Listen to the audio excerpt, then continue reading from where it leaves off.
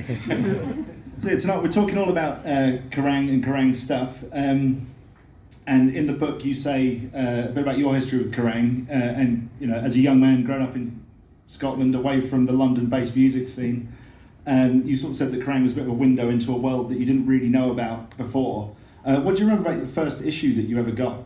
Well, I hope everyone here remembers their first time with Kerrang. There was a newsagent round the corner, and I always used to see this magazine sitting, and there always had really interesting looking people in the front. And I kind of ignored it and was a bit scared of it for years. And then it was a picture of Al Jurgensen from Ministry, and this must have been like 1992 or something, I'm showing my age. And I just bought it because he looked cool as you like. It was before he had his full forehead tattoo. Yeah. Was it the cover where he's got like the chainsaw thing? Like this... And the meat was that for Filth Pig. It was maybe before Filth Pig, so it might have been in the previous album, but I slowly stopped reading my wrestling magazines and started reading my Kerrang. And yeah, just as soon as I started reading about these bands and seeing this kind of aesthetic of this world that I grew up in a small town, I felt like I was learning about something that I shouldn't know about. None of my friends or family knew about this world of heavy music. And it just, as an 11 or 12-year-old, it just really spoke to me, and I knew it was the world I belonged in. So I didn't miss an issue of Kerrang for many, many years, and sometimes it wouldn't come in on Wednesday morning, and I'd be raging at the news. Cool. And as a young kid reading it and learning about all these new bands in the days before alternative music TV and the internet and stuff, I mean, what bands was it that you were finding in those early days through it? Because that was quite a boom time for metal and alt rock, right? Well, it was, and that era, late '91 and early '92, is really one of the best eras for heavy music in history, obviously. But I started because I was into Metallica and Guns N' Roses, so always the kind of big bands, I guess, is probably what drew most of us to this world, and then you kind of find your little underground roots and channels. So my walls were covered with Anthrax, Pantera, Metallica, Nirvana. I guess that'd be after 91, 92. And just basically anyone I thought looked cool. I mean, I even had a Reef poster on my wall, no disrespect to Reef. But if Kerrang told me to put a Reef poster on my wall, I'd put a fucking Reef poster on my wall. It's not still there. And I mean, as far as reading it and stuff, the Kerrang at that point, the style of it was pretty crazy and anarchic. There was a lot of in-jokes and stuff. And for me, similar age, sort of 11, 12 years old, reading it, feeling like, as you say, a world that you weren't really supposed to know about. I was suddenly getting all these jokes and people taking the piss out of bands to their faces and stuff. It's just stuff you're not really, you didn't really think to do. It was the best days. It was the best time. I mean, that was part of it, right? Like just reading about any band because Mo Rat had written a feature or Paul Brannigan or someone. It was exactly that. Mo Rat was the first writer that I kind of connected with, even though I remember him writing about like New Bomb Turks and all these kind of cool punk bands that actually, when I finally was able to listen to them, weren't quite my cup of tea. And also this is a time, obviously, I'm sure most of you guys know, when you would read about a band and it would be weeks or months until you heard them. You couldn't just go and check, so you would build this world up in your mind. How you doing, man? Build this world up in your mind, and you decided almost you were going to love a band or not before you even heard the music, and that's through my trust in Kerrang and through the writers and everything that made me feel that way. I mean, New Bomb Turks is a bad example, but one of the first bands that I'd only read about in Kerrang, and this is a bit late in the 90s, was Willhaven, and they released their debut album El Diablo, and it got 5 Ks, and I remember thinking, it just described it as this pure catharsis, and I remember trying to go and get it in an import somewhere, and it cost me like 23 quid. God, I wish it was still 23 quid. And I think my mum had to lend me the money or something, but because it was Kerrang and it was this, and that record changed my life. That was what took me from things like Pantera, Metallica and all that into the proper noisy kind of underground. And it was probably off the back of seeing them with Deftones, or maybe in that era I think they toured with Deftones. But yeah, so Willhaven was the one band. That was when I, like, the equivalent of kind of tattooed myself with the Kerrang logo, because I was like, if I could discover this band through Kerrang, then my life is in safe hands, musically, and it was. Yeah.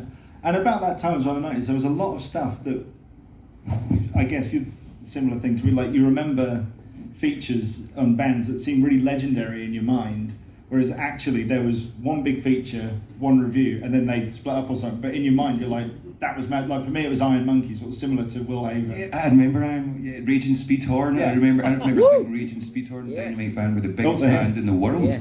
And I think they got a top 40 single, and I remember going, what the, like, it was just so fucking exciting, and there was so many of those moments where it felt like a Kerrang victory.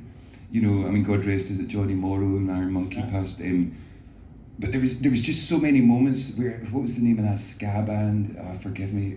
They got a top 40 single. I should know their name, but purely from Kerrang support and the readership caring about the bands in the community, and I think that's why Kerrang's still so special today. You know, it really, for people that didn't live in the world of Kerrang, it really was. It felt like a proper community of kind of friends and respect and trust, and you know, you'd see people at shows, and you knew that everyone was reading the same magazines, you know, and everyone just had a kind of love and respect for each other, and I think that extended to the bands as well. But there did used to be some tasty reviews in Kerrang. I guess there's not so much kind of fighting talk these days, which is for the best. But my favourite was when Ian Winwood, I think, offered out a fight by Chad Kruger. Yeah, that right?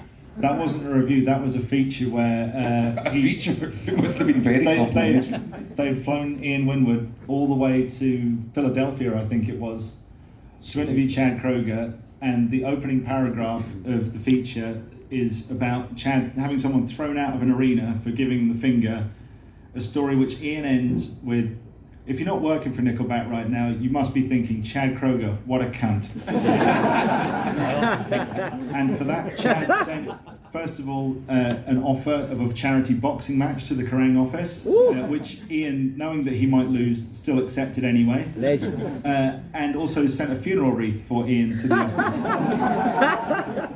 So we spent some money on hating him. That's commitment, at least. That is awesome. But, you know, that's how things were at one point. Yeah, but again, that's what gave us the whole kind of us against them, and sadly, heavy music and everything has never been seen as a kind of mainstream, as worthy of viewing, and I think that's what gives us strength. You know, it's like, well, we don't want your fucking attention. You know, we'll do our own thing here in the shadows, and you know what, we're happy, we're healthy, we're fertile, everything's kind of feeding everything else, and you know, that's almost every kind of exciting band I've discovered, I've read about in Kerrang. You know, it's not been from fucking newspapers or anything. So that's all I would say. And one of the things that I used to really love and still do about Kerrang was, you know, when you'd see the write-ups of like the awards or parties and stuff, you would see all these bands together, and bands from the craziest kind of extremes of what Kerrang does, which is a very broad church. So you would have like Reef with Napalm Death. Stand at the bar. At last, together at last. I mean, the first time you came to the awards, how did you feel about being in a room like that, where there's just basically Kerrang come to life? Yeah, I mean, you just spend your whole time going like, look, there's such and such. Look, there's somebody else, and it is your first kind of immersion in you know, as a young band being featured in Kerrang, if you get invited to the awards, it is your first immersion in the proper music world. And you stand there in Hetfields walking by, or you get bloody Geezer Butler over there, and then you get Frank Carter. So, you know, you just get so many layers of excitement, you know. And I did, the first time I went, I don't think I can even remember. I remember at one point grabbing Billy Joe Armstrong for a picture, even though it was pre-mobile. I don't know if I was expecting a jury artist or a court artist to draw it or something. But he just looked at, he gave me the worst fucking look. He gave me a hug, but he just looked at me as if to say, "You're a fucking mess." And I probably was a mess, but I was an excitable mess. So that probably taught me to be a little bit more, keep a little bit back next time. Cool. And just moving on to like when you guys first came into the Mac, because you say in the book, you know, that was a real moment for you guys when you got a single review or EP review, and it got a really good review, and you said that was just respect to Taproot for giving us 5 out of 5. Right? They're back. Taproot are back. Actually, yeah. New single came out 2 weeks ago, I think. Is it any cop? Yeah. Great. No pressure. Yeah, because Kerrang used to bring bands in to review the singles back if you guys know what a single is. And we got 5Ks from Taproot, and I swear if I had more tattoos at that point, I would have got a Taproot fucking tattoo. I was so excited. God, and it just Taproot, felt wow. like we were playing a show in Cardiff at the Club If We're Back that day. And honestly, the excitement of going to a news agents, picking up a magazine and seeing our band name, you know, especially in amongst all the bands we'd admired. Class. But after a few years of working hard as a band, playing shows, nobody gives a shit. You know, we're from the other end of the country. Everyone always says, move to London. We were like, why? You know, if you're you don't need to move anywhere. Is your music any good or not? And so when we got that little seal of approval from Kerrang, it was like, Yes. it just meant the world to us, and it gave us real permission to believe in ourselves, you know, which, Yes. you know, as a young band, you have belief, and you know, you get extreme amounts of belief, but it doesn't take much to pop that, you know. So if someone criticizes you when you're young, and kind of pop your bubble, and you can kind of just deflate, and that kind of helped us continue to blow. It's a terrible metaphor. Continue to blow up like a large balloon, you know. Continue to blow. Just like this chat. And from there, like, I mean, you became regular face in the mag pretty quickly. Like, there was a lot of love for you guys among the staff, and you were always, you know, featured quite heavily. I mean, in the early days, that must have been awesome to know that you had people like, on your side like that. We're very lucky, in that year it was, you know, Paul Brannigan, there was Ben Myers, Simon Young, and there was a lot of people, a lot of great writers, but just people that seemed to care about music in the right way. That's what I felt about Kerrang, and when we kind of came along, it was in that kind of era of authenticity and being real, you know. And there's a lot of British bands at that in the early noughties that were so exciting and incredible, Yes. and kind of fresh, but not trying to be anything they weren't, not trying to be American, and I think, forgive me, what was the question? I totally slipped. I mean, you were just getting a lot of love. From Yeah, Kerrang. a lot. So it just meant so much. We'd play the Kerrang Weekender, get invited to that. The first, you know, we get our reviewed in Kerrang, we got a couple of album reviews, and then we did our very first cover where, you know, Kerrang photographer Paul Harris is an absolute legend. He likes to get you dressed up a bit funny, certainly for your first Kerrang cover. So we were dressed up as magicians, as you do, with the white gloves. And, Yes. And I remember the moment I saw that in the newsagent, it was like pure disbelief. You know, there's moments in your life that if you hear a song on the radio, or you see some people come to your show that you don't know, you're like, wow, you know, there's these small steps. Seeing ourselves in the front cover of Kerrang, I could have retired that day. It would have been a very, very economic retirement. But honestly, that was all my dreams came true. You know, it was like we have just been kind of held aloft, for want of a better phrase, by the one magazine and the one group of writers that I trust, that it educated my musical taste from a very young age. So really, it meant an awful lot to us, more than just like a cover or a photo shoot or anything like that. Because it was that Kerrang logo, you know, it just blew my mind. It still does. Even these days when we get Kerrang cover, sadly I still get very, very excited. Like, yes, fucking Kerrang. And just Class. before that, just before Puzzle came out, you did the Kerrang tour with the Bronx, and what's on there? It was Ghost I Am Inside? Ghost, I Am Ghost. and Not the Wonder Years, Not the Academy is. It'll come to me. I remember the It'll come Bronx. to me. I saw them on that tour. And mid-American emo band, does that help anyone? Does anyone know? Is anyone old enough to know who was second on Kerrang 2008? Was it? Yeah, I was there. I just don't fucking remember that. I remember the Bronx were amazing. The Bronx. I just were cannot amazing. remember I Am that other Ghost bands. were- Fuck. Was it? Oh I'm shit. really embarrassed. My brain. Yeah, I should know that. I pride myself in remembering things. But that was another thing that's built up the awards, where it was this bag of bands who probably wouldn't normally tour together, Yes. coming together like you and the Bronx. Is a really good idea, but I don't think it would ever have happened otherwise at that point. No one would have been brave enough other than Kerrang, you know. But I think every year that the Kerrang tour, and it's a shame that it doesn't continue to this day, but it was always a fantastic kind of spread of heavy bands. It wasn't, as you say, it wasn't 4 bands doing the same fucking thing, 4 metalcore bands or 4 punk bands or whatever. It was, you had a little bit of everything, and that tour was special. I mean, I Am Ghost, were just unrelated to the next band. They were unrelated to the Yes! The Audition. Oh, class. God bless the Yes, Audition. yes. Thank you for finding that out. Good man, good man. I just forgave you. Good man, good man. But yeah, that felt like one of the first big kind of tours we did to go on after the Bronx. I went to see the Bronx in Glasgow at the Cat House, and it was just one of the best punk rock shows I've ever seen in my fucking life. Matt was one of my favourite frontmen, and then to like 6 months to a year later be playing after them on stage was definitely a bit of a weighty. You know, definitely. Again, it's there's moments like that make you think we need to definitely do a good fucking job here. You know, and so Kerrang is for better or worse responsible for those moments of us thinking we should get better as a band. And I mean, these days, how does it feel? You know, we're 16 years after that first cover, that like that's where you kind of live now on the cover. Oh, as I say, I still get excited.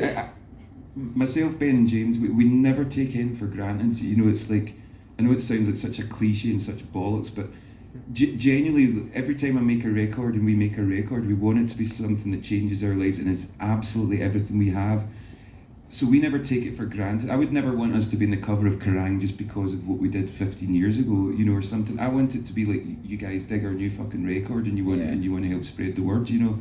If it's so that's why I still get excited, and it's never been old, you know. We still live up the road in Scotland. We keep ourselves to ourselves because we don't want the music to ever be too infiltrated or diluted by, well, just by anything other than us and our surroundings. You know, it's worked well for us. So no, I still get just as excited. And the only time it feels natural, I guess, is sometimes if I'm on a stage. You know, that which is where you want it to feel natural. You know, but when I'm on a stage, that's probably where I'm most comfortable in that moment. But the run up to it, and as I say, in the run up to photos or covers or something, the nerves are there. But yeah, it's an honour to still be in the Kerrang cover after so long. It's lovely to have you keep on doing it every time we ask. Oh, well, of course. Love you guys. All the shoots and stuff that you've done with Paul Harris, you've worn a lot of outfits and stuff for us over the years. What's been your favourite one? We did. I forget if this was with Paul. This might have been with Ashley back in the day. Actually, with Caroline Fish and Ashley, and basically Caroline Fish, the old art department kind of head. She had to spend about 2.5 hours drawing all these mathematical equations on my back. So it's a killer set of photos. But poor Caroline was stuck drawing in my back for hours, and I was miserable by the end of it. There's not a lot of smiling in those pictures, but again, like it's the concept. You know, we've just done some photos with Kerrang recently, and Paul Harris came in, and he's one of my favourite photographers, and he always comes in with a brilliant idea. Whoever we work with Kerrang over the years, there's always something cool fucking happening. It's never just, we'll do it this way, there you are, you know, next. It always feels special, and I think that's I'm blowing smoke in your balls now, but it's testament to you guys and why that you're all doing this for the right reasons, because it bleeds into us when we were working with you guys in photos or interviews and things. That you can tell when someone's sincere and authentic and not there to bullshit, and yeah. And one thing I remember you doing for us, Reader won a competition for you to go and play in their flat, which got shut down by the police. But what I remember from the feature was you were allowed to finish the song you were playing before they told you to turn it off. Yeah, that's right. Shaggy Snake. It's exactly as Dick says. Competition winner, 1-bedroom flat. We turned up with all our fucking gear, which at that point, it wasn't loads, but if you put it in someone's living room, it's quite a lot of stuff. So I think we made it halfway through the first song before the neighbours complained, halfway through the second song before the police were at the door. God bless our old tour manager Steve Broadfoot, God rest his soul. He was just totally keeping the cops at the door, man. You know, keeping them at the door while we finished that song. Then they came in and they let us finish what we'd done, which I think was There Is No Such Thing as a Jaggy Snake, which is just something kind of. It was never going to be an acoustic one, was it? And it was just fucking awesome. Again, another bonkers idea from Kerrang that we were willing to go along with, but hopefully created a lot of memories for everyone there. It certainly created memories for me.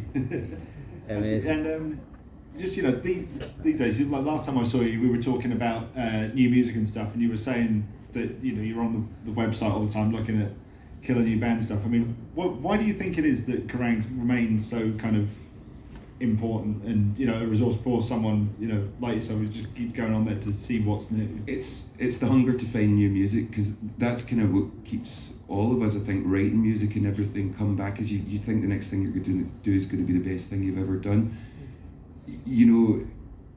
I want to be reading about bands doing things in new ways, artists singing in new ways, people presenting in music videos and everything. It's like I've been doing this for a long time now, and I want to still be learning. I don't want. I would never ever want to feel like I think I know it all, which is why I think Kerrang's so important. You guys have never rested your laurels doing the same fucking stuff week after week. You know, there's bands that you'll return to because your readers cherish them, and that's so important. But it's that fearlessness of putting new bands on the cover all the time as well. And I know when I say cover, it's a slightly different thing these days. But it's got that Kerrang image, and that makes me pay attention. And basically, you don't get it wrong too much. You know, like Never. Yeah, exactly. Never. Kerrang have never once got it wrong. I'm finding that too funny. And come back to the Kerrang Awards. So you went the first time, you know, as a guest and stuff, and a nominee. How did it feel when you won for the first time, and for like the 9th time? However many it's been now? Again, they always feel like psychedelic experiences. I always end up drinking too much tequila before the award comes because I'm too nervous. And then if you get the call, you're like, oh no, I shouldn't have done that. So the act of getting the award's amazing. I hate doing the chat and all that. I feel really nervous. You're very aware that you're in a room full of peers and fans and things, and you just don't want to make a dick of yourself. So that's always what's running through my mind. Cool. And just funny, I mean, if, you know, the 12-year-old you could tell you that you would be sat, you know, introducing a book about 42 years of Kerrang history. 42. Because we timed it really well. We'll blame it on the pandemic, brother. We'll blame it on the pandemic. What would younger you reckon if this older man with a moustache and a nice jacket came up and said to you, what would you do? Who's that fucking pervert? I didn't really believe it. You know, even at that point, there was we hadn't even started our band yet. It was a year or two before we started our band. You know, we started when we were 14, so it'd probably been Kerrang for a couple of years. But I wouldn't have believed it. I didn't know anyone that played music. We didn't know anyone that made records. When we got our first mention in Kerrang, we thought that might be it, but it was enough for us. You know, when you get the first front cover, it was like, that was it. We'd made it. And I don't know if my 12-year-old self would believe me if he knew that I was still doing this, which is probably what keeps us moving forward and always hungry for the next thing. Cause I still don't feel that we've even made it in any way, even though we've been lucky enough to have Kerrang awards and covers and things, which means a lot. But we're still proving ourselves, man. And you played gigs with most of the bands and the posters on your 12-year-old wall as well. Yeah, that's when I really have to have a word with myself. Yeah, I've you know, again, being in the Kerrang world, I feel very lucky to have met almost all of my heroes, and I've managed to not cry or fall on the ground. but it's one of my favourite moments was with Slash. We did an Ozzy Osbourne cover. It's a terrible cover. At the MTV Awards for Ozzy's Crazy Train. And we were at the sound check the day before, we were standing playing this song with Slash, and he was stood where you were, you know, playing. And it was the only time I've ever had this proper out of body where I just went above it. I looked at myself and Slash, and my, you know, my whole adolescent self exploded inside me, you know. And it's the only time I've had been conscious of an outer body experience that hasn't been like injury, you know. It's pure joy. So yeah, I feel very, very lucky, you know, with Kerrang's help and everything to have been able to meet so many talented and fucking incredible people. Wow. And it's not always the big famous folk that are the most exciting to meet. It's people that change your life because of the record they made, you know. There's some people whose band made one record and it absolutely affected and changed my life, but you know, they maybe don't know. Yes. And that's the beauty of music. That's why I guess we still read Kerrang and things, is because music can touch you in ways that other things can't. That came out wrong. Well, Simon, thank you very, very much for coming and doing this thing. Woo! Yeah! Love this, Simon. We'll have a short break. Woo!